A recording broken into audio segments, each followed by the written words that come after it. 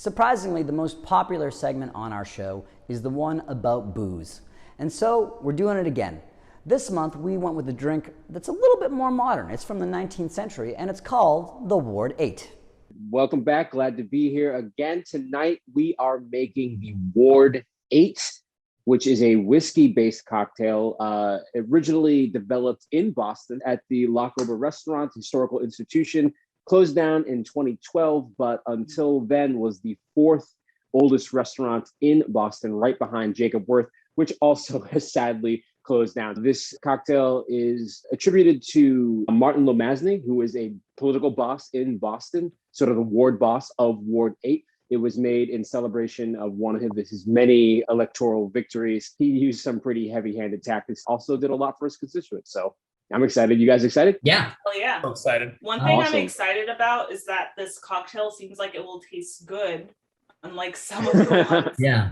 we I have think had that's- in the past. It's a big benefit of having a cocktail that was made in more recent history. When was this made again, Wes? I believe 1898. What is this? That's a jigger. I don't know if you could say that, Matt. Yeah, no. The ingredients are pretty palatable themselves. So we've got some rye whiskey. I know the recipe said rye whiskey. I don't know the different types of whiskey. So you have Jameson. Basically, rye whiskey officially in America has to have at least 51% of its mash, the element that you brew it from, made out of rye wheat versus, say, corn or malted barley. Bourbon is mostly corn, 51% corn. So that's the main difference. From what I understand, bourbon is a lot sweeter.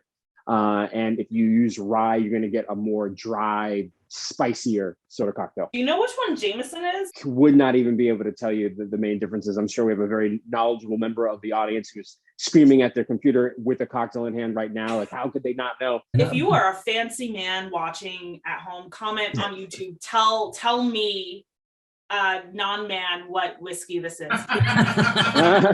I just drink it, but you probably know so much. Don't forget to begin your comment with actually. Absolutely. Fun rye whiskey fact: George Washington at Mount Vernon, his estate, at one point in time was the largest distiller of rye in America. Recently, they have started up distilling rye at the Mount Vernon estate. Hopefully this time with less slavery, I haven't done the research. This drink was made at Locke-Ober, which was downtown in Boston. In Good Will Hunting, when Professor Lambeau, Skarsgård, takes Robin Williams out, they're actually at Locke-Ober's. In 1875, Locke, the guy who had started it, he petitioned to expand from 2 Winter Street to 3 to 4 Winter Street as well, like make the restaurant bigger. And the guy who secured the financing for it was Eben Jordan, who is the guy who started Jordan Marsh. So there's all kinds of Boston history locked up in that place. It is sad that bar is closed, but don't be too sad because it has been replaced by a Taco Bell. So that's pretty exciting.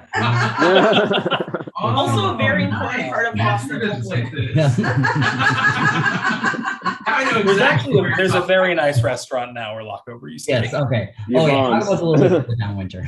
Locke-Ober is right down the street from Old South Meeting House, one of our sites. And this drink was invented down the street from Old South Meeting House and Old State House, really right after those buildings were preserved. So just as Old State Houses and Old South Meeting Houses historical histories were starting to be created, this drink's history started as well. You just did a great job of justifying why we should be doing this drink. Amazing. Let's all go through our ingredients. All right. Let's start with the whiskey. What did you guys get? I have Jameson left over from a gig I had in Rochester, New York. Wait, that doesn't explain it. How'd you get whiskey out of a gig? Comedy pays really badly. I've gotten paid in alcohol before. We're all comedians. We're familiar with the famous The old Rochester Jameson payment. Rochester Jameson show where every comic has to bring a bottle of Jameson, and whichever comic drinks their entire bottle dies. I got this straight rye whiskey. I don't know if straight is the brand name or if Stead is just... Yeah, it looks like it's made by the Illuminati. What is Yeah, that? I believe so. The whiskey Isn't no the pink homo triangle is talks. the symbol for gay liberation, or one of them? Oh, Love look, it. now it's gay rye whiskey. Now it's straight rye whiskey. Now it's gay rye whiskey. Now it's straight. I guess it's like spaghetti. It's straight until it's wet. Hot and wet. I also want to say, I don't know if any of you guys remember the television show Lost, but doesn't this look like it would be a product in the bunker of Lost? Yeah. I have Bullet. Looks like it should be Bullet. Forgive me if I'm wrong. The same guy who was at the Kendrick, get at me in the comments. Let me know if I'm pronouncing it correctly. I got Elijah Craig straight rye. So apparently during Prohibition, grenadine was made out of pomegranate juice and cane sugar. So I got this bougie organic grenadine that's actually made out of pomegranates. So I'm really excited about that. I got red corn syrup. Mine's actually just red antifreeze. This is going to ferment in my tum-tum. I got the cheapo lemon juice myself. Blanchard's didn't have lemons. I don't know why. They didn't have lemons and they didn't have cocktail spear, so I just have toothpicks. That's better than me. I'm using a folded up Starbucks straw. I'm using a metal straw that my roommate has as the cocktail stirrer. And then I'm using reconstituted juice a la Market Basket. 1 ounce fresh squeezed orange and lemon. I killed an orange for the fresh squeeze. Died for a good cause. I also have fresh lemon and fresh orange juice. And I have a lovely skewer for my cherries. And I strained out extra pulp orange juice to make regular orange juice. I don't have a skewer for my cherries. I was just gonna drop them in. This cocktail is basically a whiskey sour, and except in a whiskey sour, if you just say that without any qualification, you're generally going to be using bourbon instead of rye. But I also found that there's a Boston variation of the whiskey sour where you add a little bit of egg white. And I don't know what that says about our city, but we're not doing it because I remember the first one of these when we put eggs in the drink and it did not work out well for me. Sounds like we know what we're making next show. It's important we don't skip over the types of cherries that everyone got because I got Luxardo cherries because I'm fancy, but I suspect that Rob did not. No, I did not. I got the $4 cherries. Yeah, I got the Market Basket cherries. I got Dell's Maraschino. Whiskey Bro in the comments is going to lose his mind about these cherries, guys. Probably. 2 tablespoons is 1 ounce. I do not own a shot glass because I am a woman pure of heart, and I have never done any debauchery in my life. Straight from the bottle. 2 ounces of whiskey, a half ounce of orange juice. So the bottom side of your jigger there. Yeah. Gotcha. Yeah. Half ounce. Great. That's so much orange juice, Rob. Half ounce of lemon juice. All right.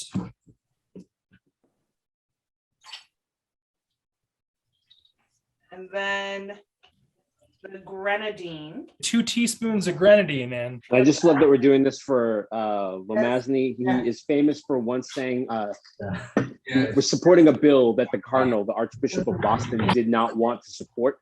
And the Cardinal, through emissaries reached out like, hey, maybe go a different way on this. And he reportedly told the guy to tell the Cardinal, tell his eminence to mind his own business. My ice is kind of melty, so it might be a little watered down, but it looks like this. I put in the cherries already. All those times James Bond ordered that drink, he was like putting severe strain on the forearms of every server. I hope he tipped at least 22%.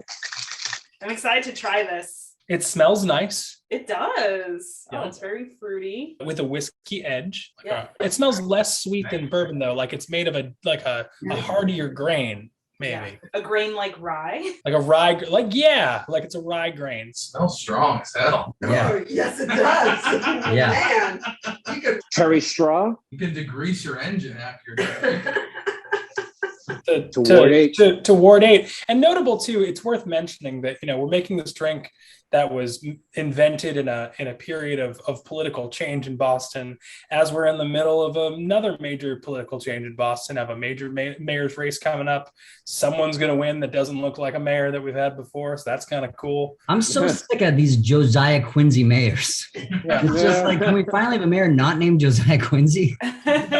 It's just This is the them. perfect audience and the only audience for that joke, Rob, and I appreciate you.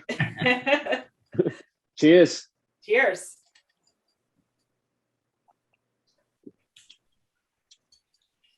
It's good. This is good. Yeah. Not bad. It's quite tart. Yeah. It's a lot of citrus in here.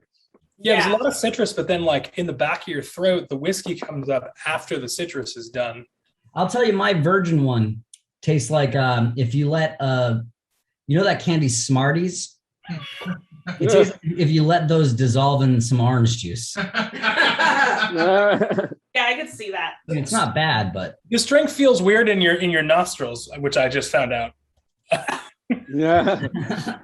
Yeah, this is good. I would totally have too many of these at a bar and then embarrass myself. Oh, I'm sure many Boston politicians absolutely did exactly that at the Locke-Ober. So you're in good company. Yeah, I love being in the tradition of Boston politicians. It is interesting. This is a very fruity, very pink cocktail. So it's not what I would normally associate with like backroom, hard scrabble Boston political wheeling and dealing. It's like visually really misleading, right? Because it looks like this fun fruity drink, but there's still a solid punch of booze in there, right? I think if I didn't know the history of this drink and I had to name it, I would name it Virginia Slims because it sounds like it's going to cheat on its husband.